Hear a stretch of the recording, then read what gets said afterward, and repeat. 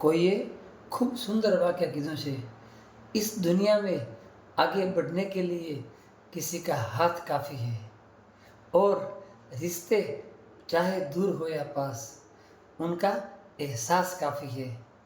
આવી જ એક મસ્ત મજાની સુંદર વાત લઈને ફરીથી હું તમારો મિત્ર ભરત પટેલ આવી ગયો છું આપની સામે। એક ભાઈ એક મંદિરમાં ગયા તો ભગવાનને ચડાવવા માટે પેંડા લેવા માટે એક દુકાનમાં ગયા। દુકાને પેંડા લીધા અને પ્રસાદ લીધો કે ભગવાનને જઈને ભોગ ધરાવું। તેની નજર પડી બારે એક નાનકડા છોકરા ઉપર। એ છોકરાની ઉંમર 10 થી 12 વર્ષ માંડ હશે। તે જોયું તેના પગમાં ચપ્પલ નહીં અને ધોમ તડકો। એ રામ! છોકરો ફૂલની માળા બનાવીને વેચતો રહ્યો કે કોઈક માળા લઈ જાય એથી એને ગુજરાન ચાલે। તો શેઠે ભાઈએ જોયું કે છોકરોના પગ ભરે રહ્યા, કારણ કે ધોમ તડકો હોય અને જૂન મહિનાની ગરમી હોય એટલે પગ ભરવાના છે। તો પગ ઘડી એક પગમાંથી બીજો પગ રાખે એ રીતના બિચારો ફૂલમાળા વેચતો રહ્યો। ત્યાં ભાઈથી જોવાનો નહીં। એ ભાઈએ પેંડા લીધા ને દુકાનવાળાને કીધું કે ભાઈ હું 5 મિનિટમાં આવું છું, આ પેંડા તમે રાખો। પેંડા રાખી અને ભાઈ થોડા આગળ બજારમાં ગયા અને છોકરા માટે સુંદર ચંપલ લઈ આવ્યો। એવું નહીં કે નબળી લઈ આવ્યા, સારી ચપ્પલ લઈ આવ્યા। ઘણીવાર શું થતું હોય છે, આપણે છે ને મંદિરમાં જઈએ ને એટલે દીવો ચાલુ રાવ ગયો ને એનો કરીએ, પછી કેલા કે ફળ ધરાવે ને તો પચકી ગયેલ હોય ને એ કેલા ધરાવે। પણ ખરેખર એક વાત ખાસ ધ્યાન રાખવી કે મંદિરમાં ભગવાનની સામે આપણે જે વસ્તુ ખાઈ શકીએ ને એનાથી સારી તો ખવડાવી, ન હોય તો આપણે જેવી ખાઈએ ને એ જ ખવડાવીએ આપણે। કારણ કે ભગવાન છે ને સાક્ષાત જોવે જ છે બધે। ઘણીવાર કોઈને ખબર છે સંતાનોમાં લકવાગ્રસ્ત થતા હોય છે તો ભગવાન પણ એમ કહે છે કે તમે મને પચકી કેલા ખવડાવો તેનું પરિણામ છે। એટલે માટે હંમેશા એક વાત આપણે ખાસ મગજમાં ગાંઠ મારવી કે આપણે ભગવાનના મંદિરે ઘીનો દીવો નહીં થાય તો હાલશે, દીવો નહીં કરવો હાલશે, બસ મનથી ભજો। પણ દીવો કરવો હોય ને તો આપણે જે ખાઈએ ને ગાયનું ઘી એનાથી જ કરવો, એનાથી સારી વસ્તુ હોય એનો જ કરવો, ખરાબ વસ્તુનો ક્યારેય ના કરવો।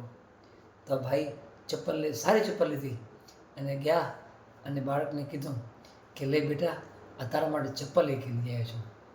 તે બાળકે તો છે ને એ ભાઈનો હાથ પકડી રાખ્યો અને કીધું કે તમે કૃષ્ણ છો એ કે?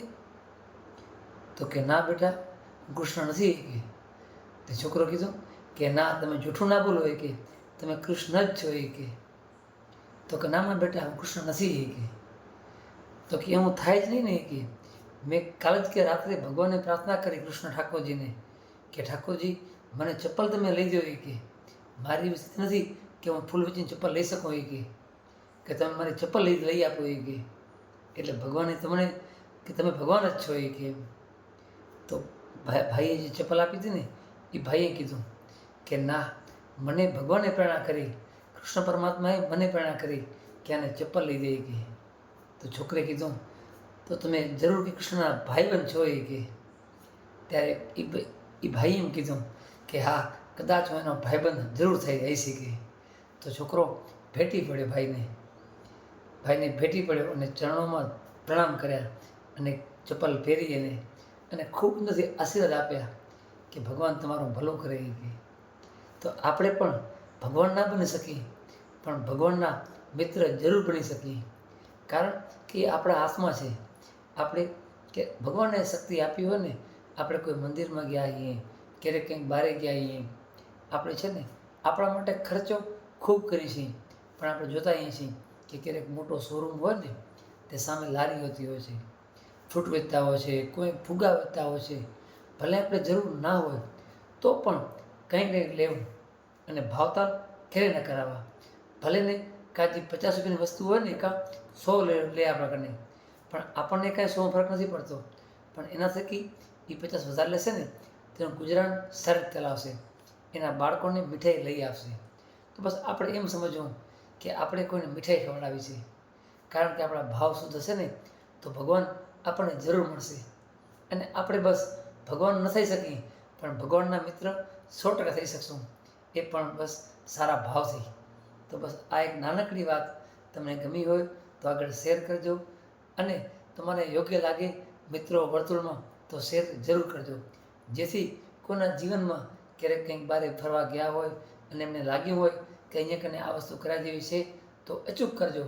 એવું નહીં કે હું કહું છું ને કરવાનું. બસ તમને હૃદયથી લાગે કે સાચા મનથી લાગે કે મારે હા આ વાત સાચી છે, કરાવી દેવી છે તો અવશ્ય કરવી.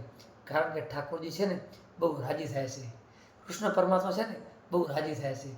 જે આપણે એમના ભાઈબંધ થઈને રહીએ ને તો આપણને એ આશીર્વાદ આપે છે. માટે હંમેશા કંઈક એવું કરવું કે દુનિયા કરે યાદ. બસ તો પરમાત્મા નજરમાં આપણે સૌ એના બાળક બની અને રહીએ ને તો આપણા જીવનમાં પણ આનંદ આવે છે. તો જય શ્રી કૃષ્ણ, હર હર મહાદેવ.